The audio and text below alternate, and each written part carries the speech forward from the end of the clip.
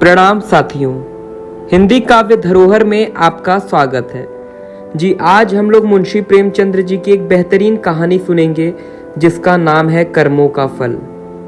तो आइए शुरू करते हैं। मुझे हमेशा आदमियों के परखने की सनक रही है और अनुभव के आधार पर कह सकता हूँ कि यह अध्ययन जितना मनोरंजक, शिक्षाप्रद और उद्घाटनों से भरा हुआ है उतना शायद और कोई अध्ययन न होगा।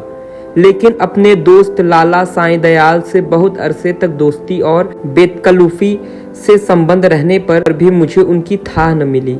मुझे ऐसे दुर्बल शरीर में ज्ञानियों की सी शांति और संतोष देखकर आश्चर्य होता था, जो एक नाजुक पौधे की तरह मुसीबत के झोंकों में भी अचल और अटल रहता था। जो वह बहुत ही मामूली दर्जे का आदमी था, जिसमें मानव कमजोरियां की कमी न थी। वह वादे बहुत करता था, लेकिन उन्हें पूरा करने की जरूरत नहीं समझता था। वह मिथ्याभाषी न हो, लेकिन सच्चा भी न था। बेमुरव्वत न हो, लेकिन उसकी मुरव्वत छिपी रहती थी। उसे अपने कर्तव्य पर पाबंद रखने के लिए दबाव और निगरानी की जरूरत थी। किफायतशारी के वसूलों से बेखबर, मेहनत से जी चुराने वाला, वसूलों का कमजोर, एक ढीला ढाला मामूली आदमी था। लेकिन जब कोई मुसीबत सिर पर आ पड़ती तो उसके दिल में साहस और दृढ़ता की वह जबरदस्त ताकत पैदा हो जाती थी, जिसे शहीदों का गुण कह सकते हैं। उसके पास न दौलत थी, न धार्मिक विश्वास, जो ईश्वर पर भरोसा करने और उसकी इच्छाओं के आगे सिर झुका देने का स्रोत है। एक छोटी सी कपड़े की दुकान के सिवाय कोई जीविका न थी। ऐसे हालतों में उसकी हिम्मत और दृढ़ता का सोता कहाँ छिपा हुआ है, वहां तक मेरी अन्वेषण दृष्टि नहीं पहुंचती थी। बाप के मरते ही मुसीबतों ने उस पर छापा मारा। कुछ थोड़ा सा कर्ज विरासत में मिला, जिसमें बराबर बढ़ते रहने का आश्चर्यजनक शक्ति छिपी हुई थी। बेचारे ने अभी बरसी से छुटकारा नहीं पाया था कि महाजन ने नालिश की और अदालत के तिलस्मी अहाते में पहुंचते ही यह छोटी सी हस्ती इस तरह फूली जिस तरह मशक फलती है। डिगरी हुई, जो कुछ जमा जथा थी, बर्तन, भाड़े, हांडी, तावा उसके गहरे पेट में समा गए। मकान भी न बचा। बेचारा मुसीबतों के मारे साईं दयाल का कहीं ठिकाना न था। कौड़ी कौड़ी को मोहताज, न कहीं घर न कहीं बार। कई कई दिन फाके से गुजर जाते। अपनी तो खैर उन्हें जरा भी फिक्र न थी, लेकिन बीवी थी, 2-3 बच्चे थे, उनके लिए तो कोई न कोई फिक्र करनी पड़ती थी। कुनबे का साथ और यह बेसरो सामानी बड़ा दर्दनाक दृश्य था। शहर से बाहर एक पेड़ की छां में यह आदमी अपनी मुसीबत के दिन काट रहा था। सारे दिन बाजारों की खाक छानता। आह, मैंने एक बार उस रेलवे स्टेशन पर देखा। उसके सर पर एक भारी बोझा था। उसका नाजुक सुख सुविधा में पला हुआ शरीर पसीना पसीना हो रहा था। पैर मुश्किल से उठते थे, दम फूल रहा था, लेकिन चेहरे से मर्दाना हिम्मत और मजबूत इरादे की रोशनी टपकती थी। चेहरे से पूर्ण संतोष झलक रहा था। उसका चेहरे पर ऐसे इत्मीनान था कि जैसे उसके बाप दादों का पेशा है। मैं हैरत से उसका मुंह ताकता रह गया। दुख में हमदर्दी दिखलाने की हिम्मत न हुई। कई महीनों तक यही कैफियत रही।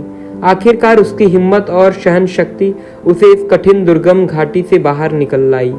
थोड़े ही दिनों के बाद मुसीबत ने फिर उस पर हमला किया। ईश्वर ऐसा दिन दुश्मनों को भी न दिखलाए। मैं 1 महीने के लिए बंबई चला गया था। वहां से लौटकर उससे मिलने गया। आह, वह दृश्य याद करके आज भी रोंगटे खड़े हो जाते हैं और दिल डर से कांप उठता है। सुबह का वक्त था। मैंने दरवाजा पर आवाज दी और हमेशा की तरह बेतकल्लुफ अंदर चला गया। मगर वहां साईं दयाल का वहां हंसमुख चेहरा, जिस पर मर्दाना हिम्मत की ताजगी झलकती थी, नजर न आया। मैं 1 महीने के बाद उनके घर जाऊं और वह आंखों से रोते लेकिन होठों से हंसते दौड़कर मेरे गले लिपट न जाए। जरूर कोई आफत है। उसकी बीवी सिर झुकाए आई और मुझे उसके कमरे में ले गई। मेरा दिल बैठ गया। साईं दयाल एक चारपाई पर मैले कुचले कपड़े लपेटे, आंख बंद किए पड़ा दर्द से कराह रहा था। जिस्म और बिछौने पर मक्खियों के गुच्छे बैठे हुए थे। आहट पाते ही उसने मेरी तरफ देखा। मेरे जिगर के टुकड़े हो गए। हड्डियों का ढांचा रह गया था। दुर्बलता की इससे ज्यादा सच्ची और करुणा तस्वीर नहीं हो सकती। उसकी बीवी ने मेरी तरफ निराशा भरी आंखों से देखा। मेरी आंसू भर आए। उस सिमटे हुए ढांचे में बीमारी को भी मुश्किल से जगह मिलती होगी। जिंदगी का क्या जिक्र। आखिर मैंने धीरे पुकारा। आवाज सुनते ही वह बड़ी बड़ी आंखें खुल गईं। लेकिन उनमें पीड़ा और शोक के आंसू न थे, संतोष और ईश्वर पर भरोसा की रोशनी थी। और वह पीला चेहरा, आह, वह गंभीर संतोष का मौन चित्र, वह संतोषमय संकल्प की सजीव स्मृति, उसके पीलेपन में मर्दाना हिम्मत की लाली झलकती थी। मैं उसकी सूरत देखकर घबरा गया। क्या यह बुझते हुए चिराग की आखिरी झलक तो नहीं है? मेरी सहमी हुई सूरत देखकर वह मुस्कुराया और बहुत धीमी आवाज में बोला, तुम ऐसे उदास क्यों हो? यह सब मेरे कर्मों का फल है। मगर कुछ अजीब बदकिस्मती आदमी था। मुसीबतों को उससे कुछ खास मोहब्बत थी। किसे उम्मीद थी कि वह इस प्राणघात रोग से मुक्त पाएगा? डॉक्टरों ने भी जवाब दे दिया था, मौत के मुंह से निकल आया। अगर भविष्य को जरा भी ज्ञान होता तो सबसे पहले मैं उसे जहर दे देता। आह, उसे शोकपूर्ण घटना को याद करके कलेजा मुंह को आता है। धिक्कार है ऐसी जिंदगी पर कि बाप अपनी आंखों से अपने इकलौते बेटे का शोक देखे। कैसा हंसमुख, कैसा खूबसूरत होनहार लड़का था, कैसा सुशील, कैसा मधुरभाषी, जालिम मौत ने उसे छांट लिया। प्लेग की दुहाई मची हुई थी। शाम को गिल्टी निकली और सुबह को कैसी मनहूस अशुभ सुबह थी। वह जिंदगी सवेरे के चिराग की तरह बुझ गई। मैं उस वक्त उस बच्चे के पास बैठा हुआ था और साईं दयाल दीवार का सहारा लिए हुए खामोश आसमान की तरफ देखता था। मेरी ओर उसकी आंखों के सामने जालिम और बेरहम मौत ने उस बच्ची को हमारी गोद से छीन लिया। मैं रोते हुए साईं दयाल के गले से लिपट गया। सारे घर में कोहराम मचा हुआ था। बेचारी माँ पछाड़े खा रही थी। बहनें दौड़ दौड़ कर भाई की लाश से लिपटती थी और जरा देर के लिए ईर्ष्या ने भी संवेदना के आगे सिर झुका दिया था। मोहल्ले की औरतें को आंस बहाने के लिए दिल पर जोर डालने की जरूरत न थी। जब मेरे आंसू थमे तो मैंने साईं दयाल की तरफ देखा। आंखों में तो आंसू भरे हुए थे। आह, संतोष का आंसू पर कोई बस नहीं, लेकिन चेहरे पर मर्दाना दृढ़ता और संपन्न का रंग स्पष्ट था। इस दुख की बाढ़ और तूफान में भी शांति की नैया उसके दिल को डूबने से बचाए हुए थी। इस दृश्य ने मुझे चकित नहीं, स्तंभ कर दिया।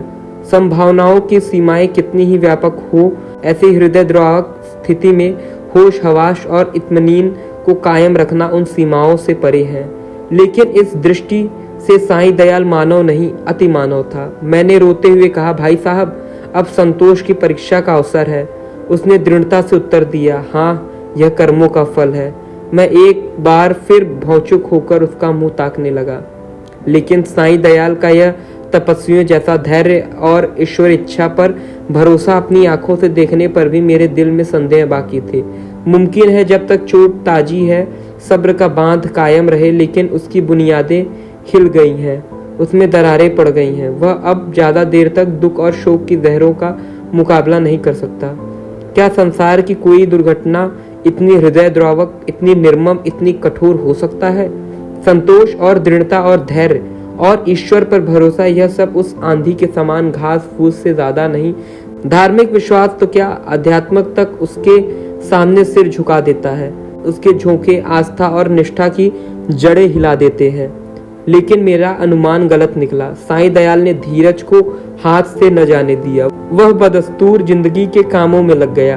दोस्तों की मुलाकातें और नदी के किनारे की सैर और तफरीह और मेलों की चहल पहल, इन दिलचस्पियों में उसके दिल को खींचने की ताकत अब भी बाकी थी। मैं उसकी एक एक क्रिया को, एक एक बात को गौर से देखता और पढ़ता। मैंने दोस्ती के नियम कायदे को भुलाकर उसे उस हाल में देखा जहां उसके विचारों के सिवा कोई और न था। लेकिन उस हालात में भी उसके चेहरे पर वही पुरुषोचित धैर्य था और शिकवे शिकायत का एक शब्द भी उसकी जुबान पर नहीं था। इसी बीच मेरी छोटी लड़की चंद्रमुखी निमोनिया की भेंट चढ़ी गई। दिन के धंधे से फुर्सत पाकर जब मैं घर पर आता और उसे प्यार से गोद में उठा लेता तो मेरा हृदय का जो आनंद और आत्मिक शक्ति मिलती थी उसे शब्दों में नहीं व्यक्त कर सकता। उसकी अदाएं सिर्फ दिल को लुभाने वाली नहीं, गम को भुलाने वाली है। जिस वक्त वह झुमक कर मेरी गोद में आती तो मुझे तीनों लोगों की संपत्ति मिल जाती थी। उसकी शरारतें कितनी मनमोहक थी। अब हुक्के में मजा नहीं रहा, कोई चीलम को गिराने वाला नहीं, खाने में मजा नहीं आता, कोई थाली के पास बैठा हुआ उस पर हमला करने वाला नहीं। मैं उसकी लाश को गोद में लिए बिलक बिलक कर रो रहा था। यही जी चाहता था कि अपनी जिंदगी का खात्मा कर दूं। यकायक मैंने साईं दयाल को आते देखा। मैंने फौरन आंसू पोंछ डाले और उस नन्ही सी जान को जमीन पर लिटाकर बाहर निकल लिया। उस धैर्य और संतोष के देवता ने मेरी तरफ संवेदनशील की आंखों से देखा और मेरे गले से लिपट कर रोने लगा। मैंने कभी उसे इस तरह चीख मारकर रोते नहीं देखा। रोते रोते उसे हिचकियां बंध गईं। बेचैनी से बेसुध और बेहार हो गया। यह वही आदमी है जिसका इकलौता बेटा मरा और माथे पर बल नहीं आया। यह काया पलट क्यों? इस शोकपूर्ण घटना की कई दिन बाद जबकि दुखी दिल संभेलन लगा, एक रोज हम दोनों नदी की सैर को गए। शाम का वक्त था। नदी कहीं सुनहरी, कहीं नीली, कहीं काली, किसी थके हुए मुसाफिर की तरह धीरे धीरे बह रही थी। हम दूर जाकर एक टीले पर बैठ गए, लेकिन बातचीत करने की जी न चाहता था। नदी के मौन प्रवाह ने हमको भी अपने विचारों में डुबो दिया। नदी के लहरों विचारों की लहरों को पैदा कर देती हैं। मुझे ऐसा मालूम हुआ कि प्यारी चंद्रमुखी लहरों की गोद में बैठी मुस्कुरा रही है। मैं चौंक पड़ा और अपने आंसुओं को छिपाने के लिए नदी में मुंह धोने लगा। साईं दयाल ने कहा, भाई साहब, दिल को मजबूत करो, इस तरह कुढ़ोगे तो जरूर बीमार हो जाओगे। मैंने जवाब दिया, ईश्वर ने जितना संयम तुम्हें दिया है उसमें से थोड़ा सा मुझे दे दो, मेरे दिल में इतनी ताकत कहाँ। साईं दयाल मुस्कुराकर मेरी तरफ ताकने लगा। मैंने उसके सिलसिले में कहा, किताबों में तो दृढ़ता और संतोष की बहुत सी कहानियां पढ़ी हैं, मगर सच मानो कि तुम जैसा दृढ़ कठिनाइयों में सीधा खड़ा रहने वाला आदमी आज तक मेरी नजर से नहीं गुजरा। तुम जानते हो कि मुझे मानव स्वभाव के अध्ययन का हमेशा से शौक है, लेकिन मेरे अनुभव में तुम अपनी तरह से अकेले आदमी हो। मैं यह न मानूंगा कि तुम्हें दिल में दर्द और घुलावट नहीं है, उसे मैं अपनी आंखों से देख चुका हूँ। फिर इस ज्ञानियों जैसा संतोष और शांति का रहस्य तुम्हें कहाँ छिपा रखा है? तुम्हें इस समय यह रहस्य मुझसे कहना पड़ेगा। साईं दयाल कुछ सोच विचार में पड़ गया और जमीन की तरफ ताकते हुए बोला, यह कोई रहस्य नहीं, मेरे कर्मों का फल है। यह वाक्य मैंने चौथी बार उसकी जुबान से सुना और बोला, जिन कर्मों का फल ऐसा शक्तिदायक है, उन कर्मों की मुझे भी दीक्षा दो। मैं ऐसे फलों से क्यों वंचित रहूं? साईं दयाल ने व्यथापूर्ण स्वर में कहा, ईश्वर न करे कि तुम ऐसा कर्म करो और तुम्हारी जिंदगी पर उसका काला दाग लगे। मैंने जो कुछ किया है वह मुझे ऐसा लज्जाजनक और ऐसा घृणित मालूम होता है कि उसकी मुझे जो कुछ सजा मिले मैं उसे खुशी के साथ झेलने को तैयार हूँ। आह, मैंने एक ऐसे पवित्र खानदान को, जहाँ मेरा विश्वास और मेरी प्रतिष्ठा थी, अपनी वासनाओं की गंदगी में लिथड़े, और एक ऐसे पवित्र हृदय को जिसमें मोहब्बत का दर्द था, जो सौंदर्य वाटिका की एक अनोखी नई खिली हुई कली थी और सच्चाई थी। उस पवित्र हृदय में मैंने पाप और विश्वासघात का बीज हमेशा के लिए डुबो दिया। यह पाप है जो मुझसे हुआ है और उसका पल्ला उन मुसीबतों से बहुत भारी है जो मेरे ऊपर अब तक पड़ी है और आगे चलकर पड़ेंगी। कोई सजा, कोई दुख, कोई क्षति उसका प्रायश्चित नहीं कर सकती। मैंने सपने में भी न सोचा था कि साईं दयाल अपने विश्वासों में इतना दृढ़ है। पाप हर आदमी से होता है। हमारा मानव जीवन पापों की एक लंबी सूची है। वह कौन सा दामन है जिस पर यह काले दाग न हो? लेकिन कितने ऐसे आदमी हैं जो अपने कर्मों की सजाओं को इस तरह उदारता पूर्वक मुस्कुराते हुए झेलने के लिए तैयार हो।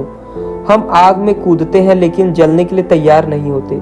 मैं साईं दयाल को हमेशा इज्जत की निगाहों से देखता हूँ। इन बातों को सुनकर मेरी नजरों में उसकी इज्जत दुगनी हो गई। एक मामूली दुनियादारी आदमी के सीने में एक फकीर का दिल छिपा हुआ था, जिसमें ज्ञान की ज्योति चमकती थी। मैंने उसकी तरफ श्रद्धापूर्ण आंखों से देखा और उसके गले से लिपटकर बोला, साईं दयाल, अब तक मैं तुम्हें एक दृढ़ स्वभाव का आदमी समझता था, लेकिन आज मालूम हुआ कि तुम इतने पवित्र आत्माओं में हो, जिनका अस्तित्व संसार के लिए वरदान है। तुम ईश्वर के सच्चे भक्त हो और मैं तुम्हारे पैरों में सिर झुकाता हूँ।